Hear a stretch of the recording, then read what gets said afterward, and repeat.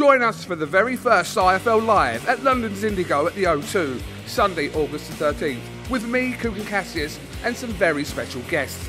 Eddie Hearn, Darren Barker, Johnny Fisher and more. Tickets now on sale. So in the words of Eddie Hearn, you get up, you dress up, and you fucking show up. Well, what? Andrew McCART, IFL TV. I'm in here in Glasgow at the Braehead Shopping Centre. Delighted as always be joined by the... what's your nickname, GER McTAGGART? What is it? Have you got a nickname? Chunky. Nah, I do like that, but it's got to be something like aggressive or something. Yeah, I'm not really too bothered. I let the people who come and watch me decide that.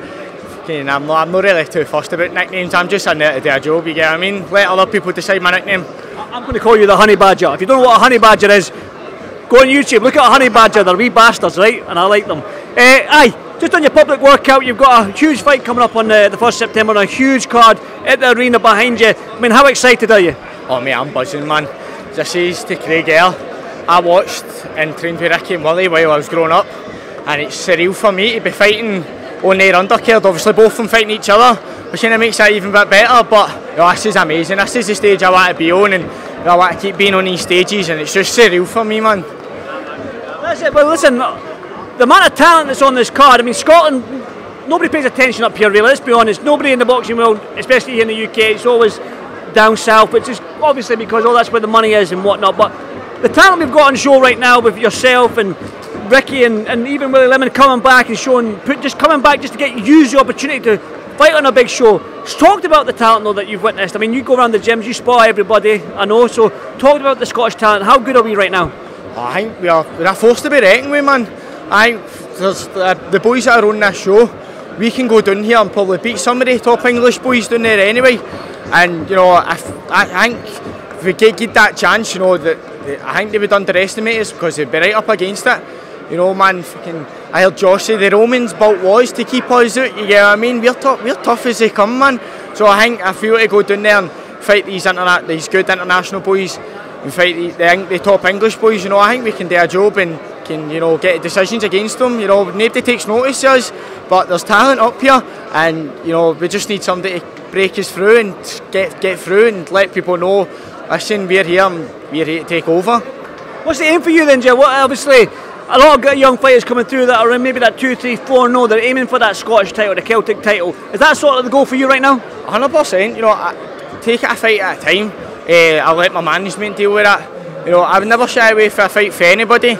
I'll fight anybody no matter what their record is, no matter what the age was, no matter how many fights experience, no matter what. I'll fight anybody because I know I'm capable of my ability to go out and do a job and win, you know, so I'll fight anybody, mate. And I know that, mate. I honestly do know that.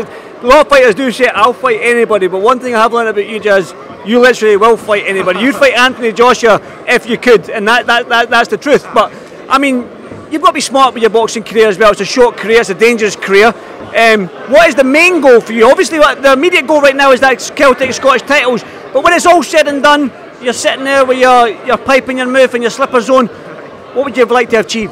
No, everybody wants to be a world champion. Yeah, that's inevitable. I just want to make sure I'm comfy and set myself up for life and set, obviously, my future Wayne's up for life. You know, that's the goal. You know, everybody does want to be a world champion, but you want to, the money that's in the sport is unreal. So you want to make as much as that and on, live a good life. You know, we sacrifice such a lot to get to where we can be. So once we retire, you know, that's our time to enjoy it. So, you know, I want to become a world champion, but I want to make as much money as I can as well. That's it, like I say, it's a short career. You need to make your money with your faculties intact. Now, I always ask this question to a lot of fighters. I'll probably ask you this question as well. Now, when it comes to Scottish boxing, we're generational fighters, one generational fighter at a time. Ken Buchanan, champion, that's it. Jim Watt, that's it. Scott Harrison, Ricky Burns, Alex Arthur, Josh Taylor, generational, one fighter. We're needing a cluster. Can you see with this group of talent that's around you right now, can we have a cluster of champions coming from Scotland? 100%, man. You know, there's already, you've got Martin Croston, he's the Scottish champion and all. You've got a lot of other boys. Jack Turner's fighting Andy Tam for the Scottish title as well. Charlie Doig's fighting for the Scottish title as well. So we're already sort of getting there. Once we get these belts, then that can maybe try and put us into a position to get the Celtic titles, British titles, Commonwealth titles, you know. So I think there's, on this show, I say there is a good cluster of talent. It can you know, we can all probably end up fighting each other for these big titles, you get what I mean? That's what we want, man. We'd want another all-Scottish clash for a big title, you get what I mean? Yeah, that's music to my ears, man. That's what I love, man, being a biased jock that I am.